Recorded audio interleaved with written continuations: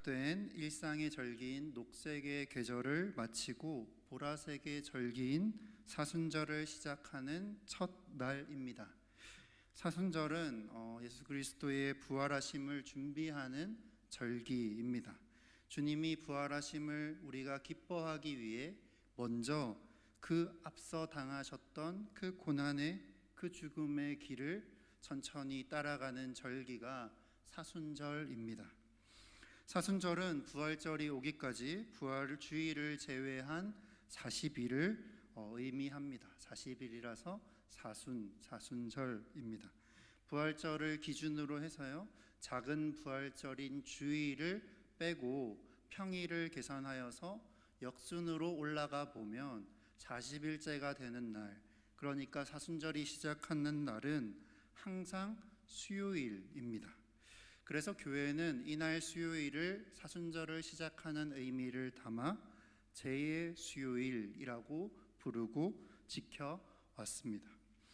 오늘이 제의 수요일입니다. 하지만 오늘은 제의 수요일보다는 사순절을 앞둔 직전 주일인 사순절 직전 주일, 지난 주일이죠. 주일인 산상변모 주일에 나누는 말씀으로 준비하였습니다. 오늘 본문에 등장하는 산상변모 사건은요, 교회력의 관점에서 읽어보면 주님께서 하나님의 아들이심을 확실하게 보여주는 사건인 동시에 예수님께서 앞으로 걸어가셔야 할 그 길이, 하나님의 아들로서 그 걸어가셔야 할 그 길이 사순, 다시 말해 고난과 십자가의 길이라는 것을 알려주는 사건입니다. 우리의 사순절이 이 산상변모 사건처럼 예수님의 신성, 즉 예수님께서 하나님이심을 확인하는 동시에 사순, 자신의 십자가를 지고 자기의 십자가를 지고 나를 따르라 말씀하셨던 그 주님의 부르심과 초대의 음성이 들려지는 시간이 되기를 간절히 소망합니다.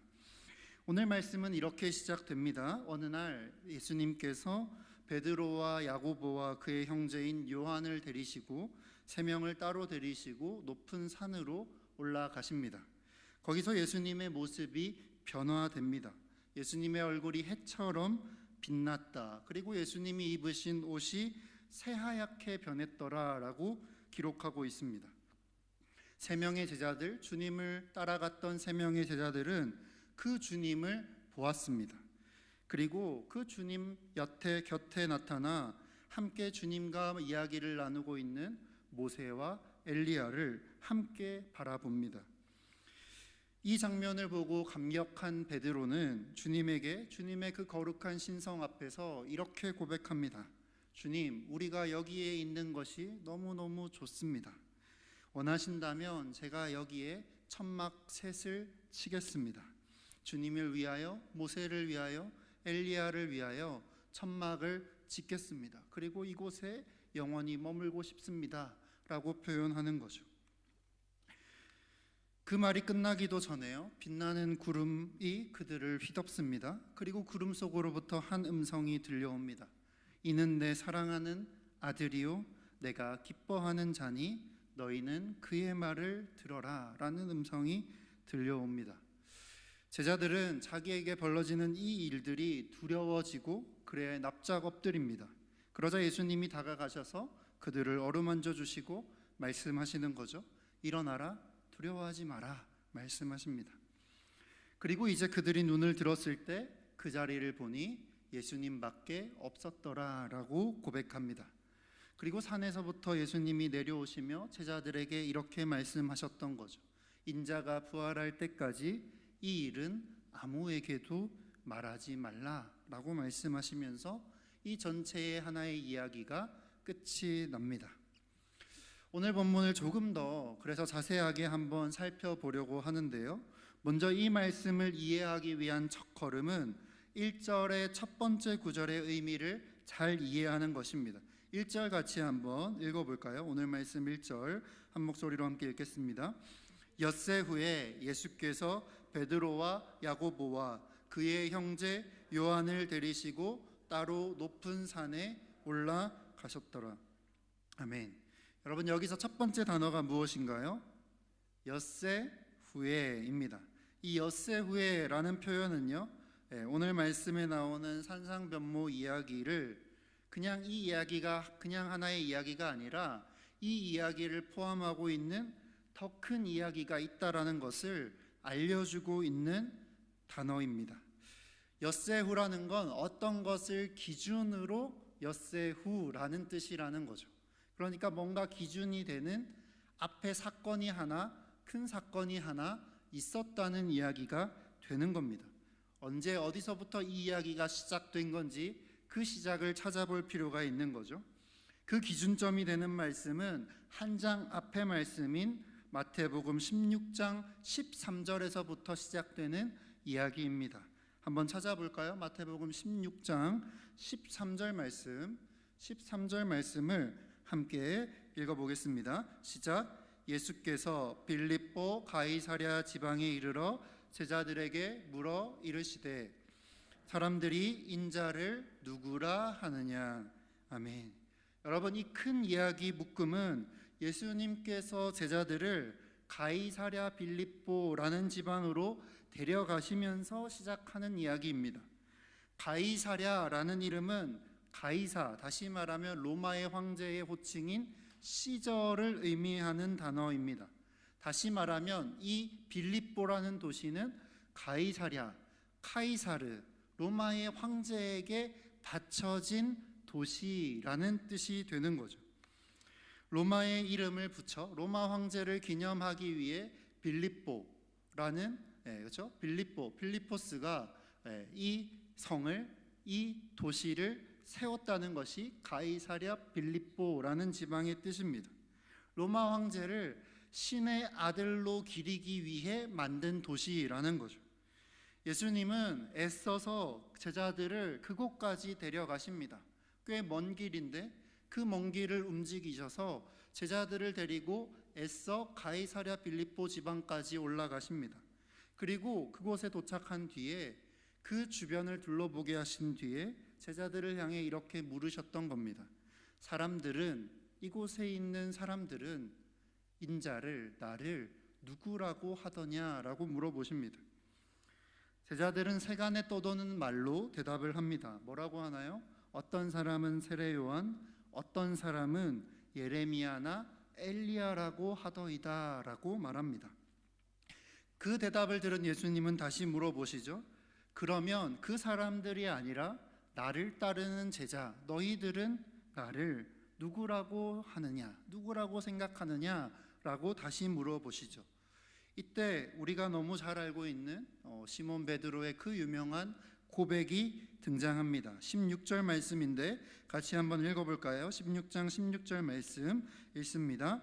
시몬 베드로가 대답하여 이르되 주는 그리스도시요 살아계신 하나님의 아들이시니이다. 아멘. 바로 이 고백부터입니다. 예수님은 바로 이때를 기점으로 하여서 드디어 그리스도로서 하나님의 아들로서 내가 걸어가야 할 길이 어디인지를 알려주기 시작하십니다. 주님의 계획이 어떤 계획입니까? 내가 반드시 그리스도로서 하나님의 아들로서 해야 할 것이 있는데 그것은 예루살렘으로 가는 것이다 라고 말하는 거죠. 예루살렘에 가서 원로들과 대제사장들과 율법학자들로부터 많은 고난을 겪어야 한다 말씀하십니다. 죽임을 당해야 하고 그리고 그렇게 끝나는 것이 아니라 그러나 제3일에는 다시 살아나야 할 것이다 라는 이 전체 이야기를 들려주십니다. 예수님은 자신을 그리스도라고 고백하는 제자들을 향해 하나님의 아들이라고 고백하는 제자들을 향해 그 아들로서 걸어가야 하는 길의 여정을 알려주고 계시는 겁니다.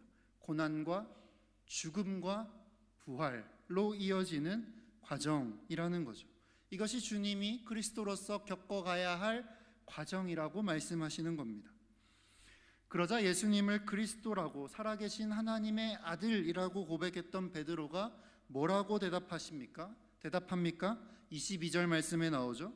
베드로가 예수를 붙들고 항변하여 이르되 주여 그리 마옵소서 이 일이 결코 주께 미치지 아니하리이다 하니라고 말합니다. 여기서 베드로가 예수님을 붙들고 항변했다라는 말은 꾸짖었다라는 단어입니다. 베드로가 예수님을 꾸짖었다, 베드로가 예수님을 혼냈다라는 뜻입니다. 절대로 그런 일은 일어나지 않을 것이고 일어나서도 안 된다라고 베드로가 엄하게 주님을 질책했다, 꾸짖었다라는 겁니다. 그러자 그 꾸지람을 들은 예수님이 다시 베드로를 꾸짖으신 이야기가 23절이죠. 사탄아, 내 뒤로 물러가라. 너는 나를 넘어지게 하는 자로다. 내가 하나님의 일을 생각하지 않고 도리어 사람의 일을 생각하는도다 하시니라. 여기서 예수님은 제자들을 향해 말씀하시는 거죠. 중요한 말씀이니까 24절 말씀 같이 한번 읽어볼까요? 24절 말씀입니다. 이에 예수께서 제자들에게 이르시되 누구든지 나를 따라오려거든 자기를 부인하고 자기 십자가를 지고 나를 따를 것이니라. 아멘. 여러분, 오늘 본문은 바로 이런 흐름 가운데 속해 있는 이야기라는 겁니다. 어떤 흐름인가요? 가이사랴 빌립보와 하나님의 나라 간의 팽팽한 대립 가운데, 대치 가운데 있는 상황이라는 거죠. 즉 가장 세속적인 로마 황제가 다스리는 세상 속에서 로마 황제가 아니라 예수님을 하나님의 아들이라고, 그리스도라고 고백하는 사람들이 제자들이라는 겁니다. 그런데 문제는 뭔가요? 예수님을 주님이라고 고백하는 제자들이 우리가 예수님을 주님이라고 말하면서도 주님이 말씀하시는 영광이 아니라 우리가 생각하는 영광인, 세상적인 영광인 로마 황제의 영광을 생각하며 주님을 따라가고 있다는 겁니다. 문제는 바로 여기입니다. 제자들이 자신들의 바람과는 다른 말씀을 하시고 다르게 행동하시는 주님을 만날자 당황하고 그 주님을 꾸짖고 그 주님을 멈춰 세우고 있다는 게 문제가 된다는 거죠. 우리를 통해 주님의 뜻이라는 것이 아니라 주님을 통해 우리의 뜻이 이루어지기를 바라며 주님을 쫓아가고 있었다는 겁니다. 그게 가이사랴 빌립보에서 예수님과 제자들이 부딪혔던 가장 큰 중요한 핵심적인 문제였습니다. 주님은 십자가 고난을 말씀하시는데 베드로, 제자들을 대표하는 베드로는 주님 그러시면 안 되고 절대 주님의 길에 그런 일은 일어날 수 없습니다라고 주님 가시는 길을 멈춰 세우고 있다는 겁니다. 주님은 제자들을 향해 말씀하십니다. 그리스도가 가야 할 길은 십자가의 고난과 그리고 그것을 통과한 부활의 영광이다 라고 말씀하십니다. 부활만이면 참 좋은데 부활에 앞서 먼저 받아야 할 고난이, 채워야 할 고통이 있다라고 주님이 말씀하신다는 겁니다. 그 길을 걷기 위해선 누구든지 자신을 내려놓고, 완전히 내려놓고 자기 십자가를 지고 주님을 따라야 한다고 주님이 말씀하신다는 거죠. 그런데 제자들은 말합니다. 주님, 그럴 순 없습니다. 그런 일은 절대 일어나지 않을 것이고 일어나서도 안 됩니다 라고 했다는 겁니다. 오늘 본문은 이런 맥락과 흐름 속에서 이어지는 하나의 이야기입니다. 인자는 많은 고난을 받아야 한다 말씀하시는 주님과 우리는 그런 고난을 겪기가 싫다라고 말하는 제자들의 그 솔직한 반응이, 긴장 가운데 대치하고 있는 흐름이 이어지고 있다라는 겁니다. 그 일이 있은지, 그렇게 다투고 서먹해진 지 엿새가 흐른 뒤에 일어난 일이라는 겁니다. 십자가의 순환을 예고하신 예수님과 그것을 받아들이지 못했던 제자들이 다툰 지 엿새가 지났다는 뜻인 겁니다. 이때 예수님은 베드로와 야고보와 요한을 따로 데리고 산으로 올라가십니다. 산에서 예수님의 모습이 변하죠. 그리고 그곳에 모세와 엘리야가 나타나 주님과 이야기 나누는 장면을 제자들은 보게 되는 겁니다. 그때 예수님의 모습을 본 제자들은 예수님이 빛이 났다라고 말합니다. 이 빛은 하나님과 마주하였던 그래서 너무 빛났다라고 했던 출애굽기의 모세를 떠올리게 합니다. 산 위에서 얼굴에 빛이 났다라면 당연히 우리는 출애굽기의 모세가 떠오르는 거죠. 지금까지 예수님과는 완전히 다른 예수님의 새로운 측면을 보았다는 것이 빛이 났다라는 표현으로 등장하고 있습니다. 다시 말하면 이 제자들은 지금 주님의 신성, 주님의 영광을 눈으로 직접 마주하고 있다는 겁니다. 그리고 베드로는 그 영광 앞에 다시 한 번 더 북받쳐서 이렇게 고백하는 겁니다. 나는 그 주님의 영광에 참여하고 싶습니다. 그 영광스러운 주님의 삶에 동참하고 싶고 함께하고 싶습니다 라고 다시 한 번 더 고백했다는 거죠. 하지만 여러분, 산상변모 사건은 그 주님의 영광이, 그 빛나신 주님의 얼굴이 어디를 향하고 있는지를 잘 보여주는 사건입니다. 성경은 말합니다. 베드로가 그 감격에 북받쳐서 주님 앞에서 그 무슨 말인지도 모를 말을 쏟아내고 있는데 그 말이 끝나기도 전에 베드로의 말을 하늘의 음성이 끊어버렸다라고 이야기하고 있습니다. 하늘의 음성이, 하나님의 음성이 그 베드로의 말을 끊어버립니다. 그리고 그 바람을 좌절시킵니다. 그리고 하나님의 음성, 하늘의 뜻이 선포되는 것이죠. 이 사람은, 예수 그리스도는 하나님의 아들이고 하나님은 예수님을 너무 기뻐하고 좋아하신다. 그리고 제자인 너희들은 예수님의 말을 들어야 한다 라고 말씀하시는 겁니다. 베드로는 그 주님의 영광에 참여하고 싶었지만 주님의 말씀을 따르고 싶진 않았습니다. 다시 한 번 더 그 영광에 참여하고 싶어하는 베드로를 향해 하늘에서 하나님께서 단호하게 말씀하고 계시는 거죠. 내가 사랑하고 기뻐하는 내 아들인 예수 그리스도를 따라라, 그의 말을 들어라 라고 분명하게 하늘로부터 그 음성이 들려오고 있는 겁니다. 사랑하는 여러분, 사순절이 시작되는 주일에 교회는 산상변모 사건을 기념하는 주일로 지킵니다. 그 이유가 바로 여기에 있는 겁니다.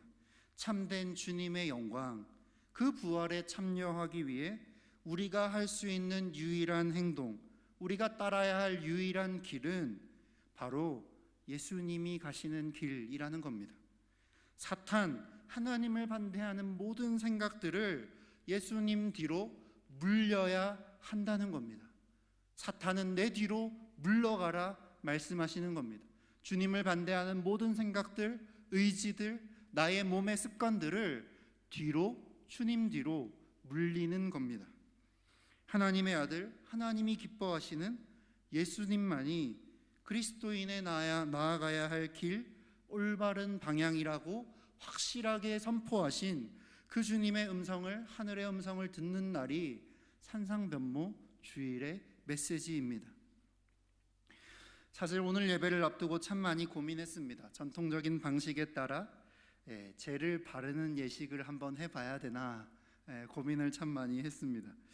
근데 명절의 끝자락에 너무 많은 일을 벌이는 건 아닐까 싶어서 포기했습니다. 그림 하나 띄워주시겠어요? 우리 청소년부는 주일에 제 수요일에 교회가 전통적으로 하는 이 예식을 함께 했습니다. 이 예식을 앞두고 청소년들과 나눈 말씀을 잠깐 조금 길지만 그대로 한번 옮겨보겠습니다. 이런 이야기를 청소년들과 이 재예식을 앞두고 나누었습니다. 수요일에 이 날에 원래 나누어야 할 말씀이었으니 그대로 한번 읽어보겠습니다. 여러분, 재수요일은 사순절을 시작하는 날인데요, 10세기부터 그리스도인들은 이 재수요일이 오면 한 가지의 특별한 예식을 지켰습니다. 바로 직전 해의 종려주일을 기념하며 사용한 종려나무 가지를 1년 동안 잘 보관했다가 이날 태워서 재로 만드는 겁니다. 그리고 그 재를 이마에 혹은 손등에 십자가 모양으로 바르는 겁니다. 여러분, 왜 하필 재의 수요일, 재를 우리 몸에 바르는 걸까요?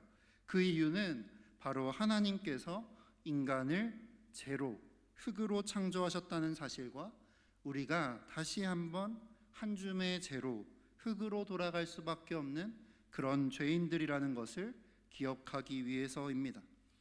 중요한 건 그 죄가 어디로부터 왔다는 것인가요?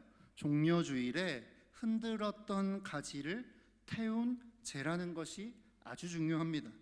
예수님은 자기에게로 나온 사람들을 향해 언제나 이렇게 물으셨습니다. 너희는 내가 너희에게 뭘 해주길 바라니? 라고 물으셨습니다. 종려주일 당시 사람들은요, 저마다의 기대를 품고 종려나무 가지를 흔들며 예루살렘에 입성하는 주님을 환호했습니다.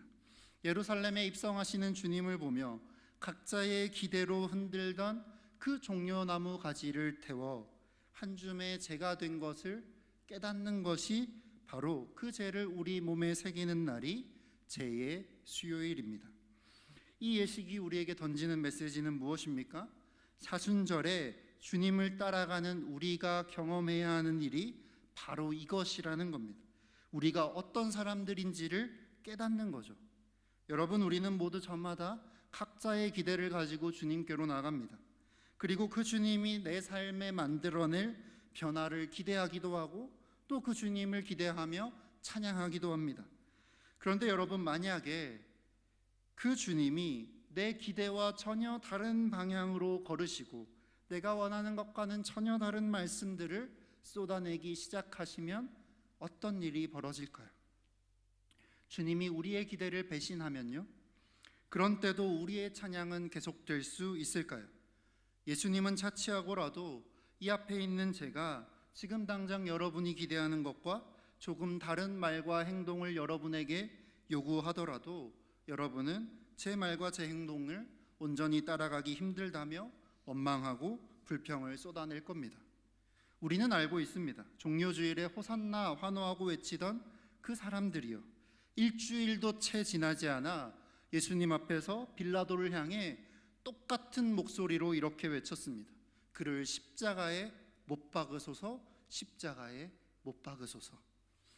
여러분, 호산나 외쳤던 그 환영의 큰 소리가 일주일도 지나지 않아 십자가에 못 박으소서라는 폭력적인 고함 소리로 바뀌었습니다. 우리가 그 자리에 있었다면 우리는 다르게 행동했을까요? 아닐 겁니다. 종려나무 가지를 태운 한 줌의 죄는 사순절, 우리가 주님의 십자가 사건에 온전히 참여하기 위해 반드시 통과해야 하는 길이 하나 있다고 말씀하십니다. 우리는 그리스도인이라고 하면서 매 주일 주님 사랑합니다라고 고백하고 찬양하면서도 하루에 30분도, 하루에 10분도 내가 원하지 않는 일을 주님 때문에 하기 싫어한다는 자신을 마주해야 합니다. 여러분, 제가 제안한 40일 묵상은요, 성공하라고 주는 숙제가 아닙니다. 매일 실패하자고 내어주는 숙제입니다. 실패한 날이 많을수록 숙제를 더 잘한 사람이 되는 겁니다. 왜요? 그 실패를 통해서만 배우게 되는 게 있기 때문입니다. 우리의 찬양과 우리의 삶이 얼마나 다른지를, 우리의 몸이 우리 주님과 얼마나 멀어져 있는지를, 우리가 얼마나 주님을 모르는 사람들이고 주님을 알려고조차 하지 않는 사람들인지를 우리의 사순절의 실패로 우리는 오롯이 마주하게 되는 겁니다. 매일 실패하면서 그럼에도 이 40일을 포기하지 않으면서 그리스도인으로 사는 것이, 주님을 내 삶의 주님으로 모시는 것이 정말 쉽지 않다는 것을 매일 뼈저리고 느끼라고 주는 숙제가 사순절 묵상입니다. 그러니 여러분, 늦지 않았습니다. 도전해 보십시오. 그리고 실패하십시오. 실패를 통해 배우시길 바랍니다. 믿음의 길에서 내가 어디쯤 서 있는지를 똑바로 마주할 필요가 있습니다. 그렇게 이 40일을 잘 따라간 사람들, 매일 실패한 40일을 견뎌낸 사람들은 그때서야 오늘 말씀이 어떤 의미인지를 깨닫고 내 고백으로 고백하게 되는 거죠. 주님, 우리는 한 줌의 먼지일 뿐이고 먼지로 돌아갈 사람들입니다. 우리는 주님의 사랑을 받기엔 한없이 부족한 그 가분한 사랑에 어울리지 않는 존재들이라는 것을요, 주님이라는 반석에 뿌리 내리지 못하고 정말 세상의 사소한 바람에도 유혹에도 훨훨 날아가 버리는 그 한 줌의 먼지 같은 존재라는 사실을 깨닫게 되는 겁니다. 사순절은 우리가 그런 존재라는 사실을 가르쳐주는 절기입니다. 이 40일 주님을 따라가면서 우리는 깨닫게 됩니다. 우리의 찬양과 기대가 너무 쉽게 모두 한순간에 죄로 변하고 죄로 변한다는 사실을요. 주님을 따른다고 말은 하지만 우리는 언제든 내 기대와 다르게 말씀하시고 다르게 행동하시는 주님을 배신할 준비가 되어 있는, 그렇게 덧없고 믿을 수 없는 존재들이란 사실을 사순절은 우리에게 가르쳐 줍니다.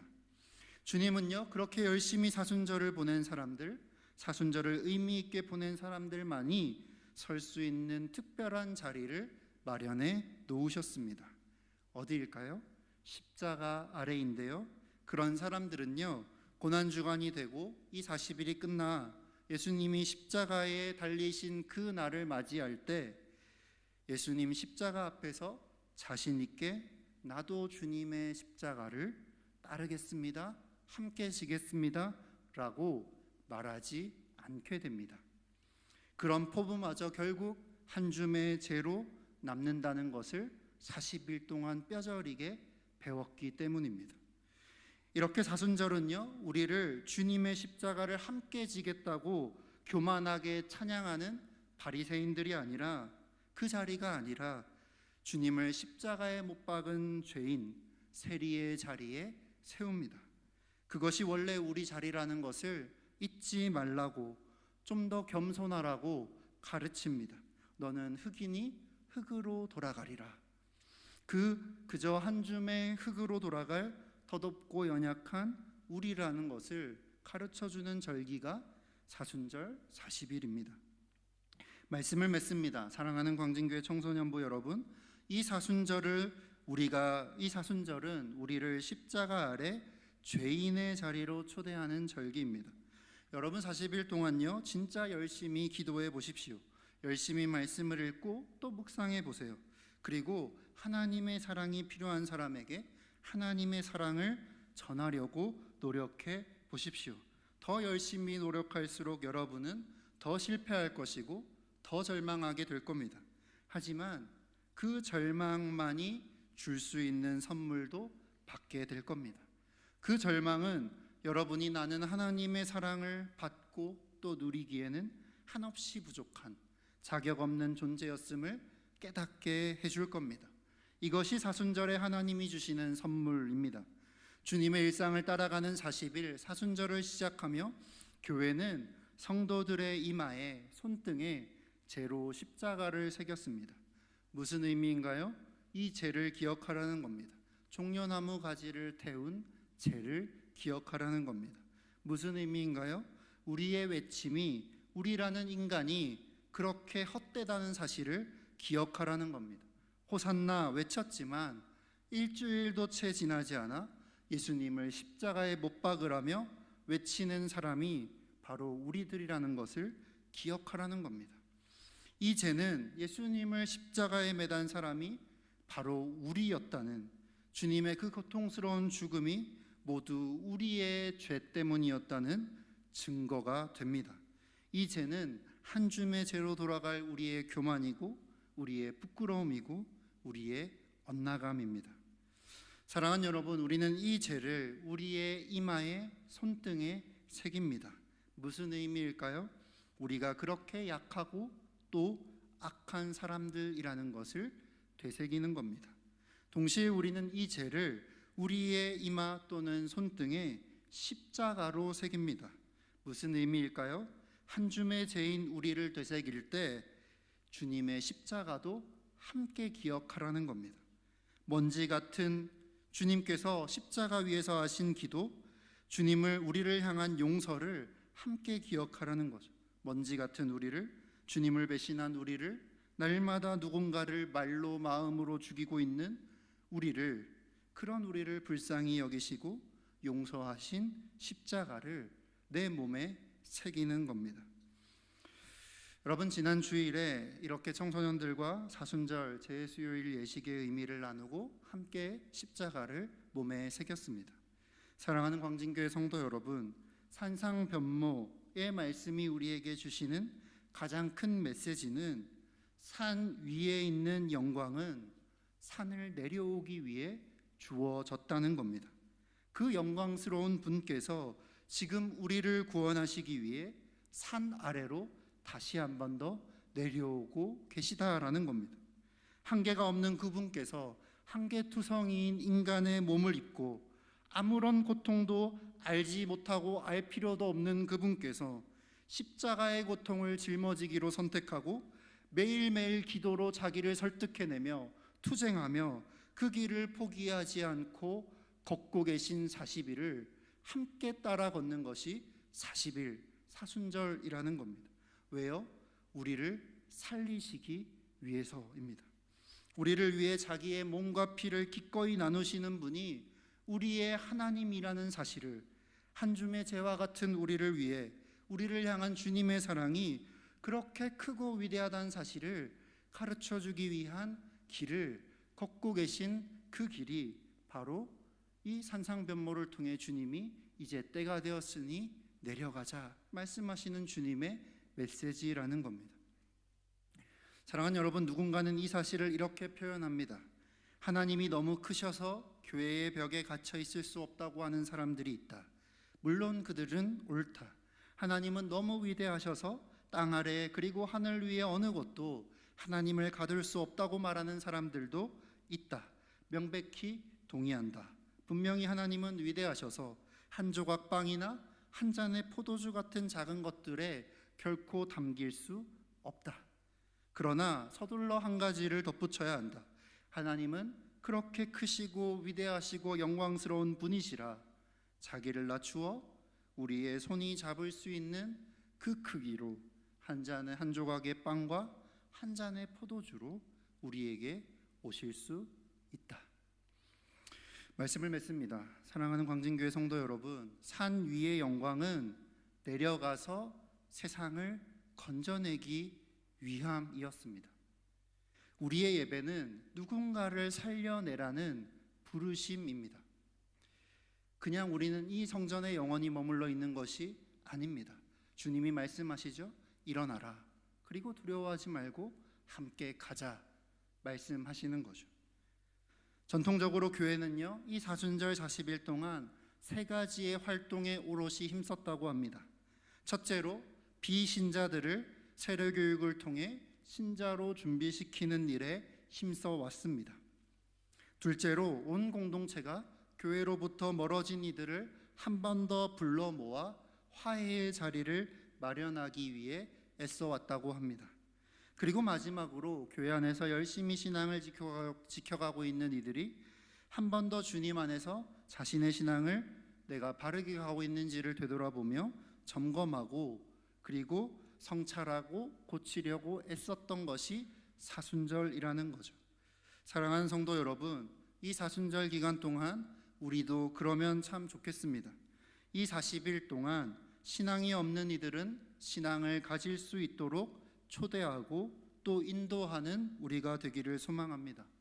또 교회와 멀어진 이들, 교회의 중심이 아니라 주변부에 있는 이들을 다시 한 번 더 교회의 중심으로 초대해 하나의 공동체를 이룰 수 있도록 최선을 다해 화해의 자리를 마련하는 저와 여러분 되시기를 소망합니다. 그리고 무엇보다 그런 일들을 하려고 하지만 방해하는 우리의 모습을, 우리 자신을, 우리의 관성을 매일 기도로 이겨내고 돌이키며 각자의 십자가를 지고 주님을 따르는 저와 여러분 되시기를 소망합니다. 청소년들에게 말씀드린 것처럼 여러분에게도 권합니다. 여러분, 실패해도 괜찮습니다.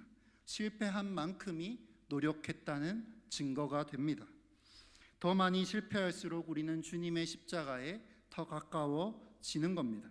내가 작아질수록 십자가 위에서 그 고통을 견디며 그 우리를 포기하지 않으신, 우리의 연약함을 용서하신 주님의 십자가가 나를 위한 것이었음을 더 절절히 배우게 될 겁니다.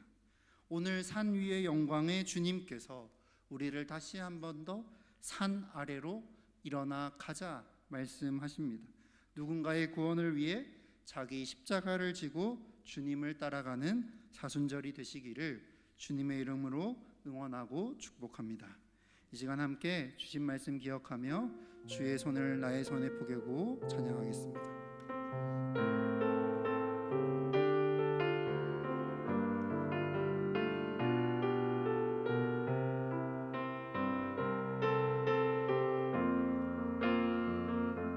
주 보혈 날 정결케 하고 주 보혈 날 자유케 하니 주 앞에 나 예배하는 이 시간 나의 모든 것을 주께 주의 손 날 위에 찢기셨고 주의 발 날 위에 박히셨으니 이제는 내가 사는 것이 아니요 오직 주를 위해 사는 것이라.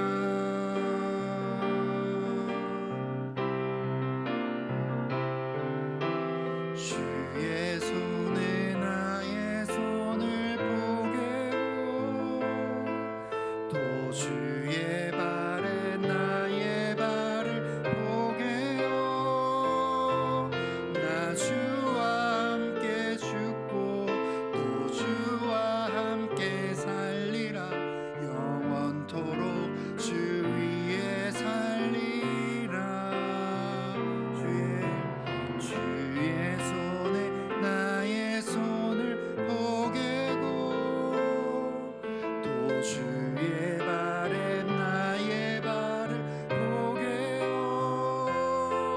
또 주와 함께 죽고 또 주와 함께 살리라 영원토록 주 위에 살리라. 주 위에 살리라. 이 시간 거듭의 기도를 함께 드리겠습니다. 오늘의 말씀을 되새겨 보겠습니다. 그리고 여러분 각자에게 주시는 주님의 음성에 함께 귀를 기울입시다. 사순절 동안 내가 돌이켜야 할 사람들, 전도할 사람들, 내가 이 공동체로부터 멀어진 이 교회와 화해시켜야 할 사람, 또 돌이켜야 할 나의 모습을, 나의 죄를 주님께서 떠올리게 해주시기를 잠깐 기도하겠습니다. 한 2, 3분 정도 본인의 목소리가 본인 귀에 들릴 정도로 함께 기도하겠습니다. 기도합니다.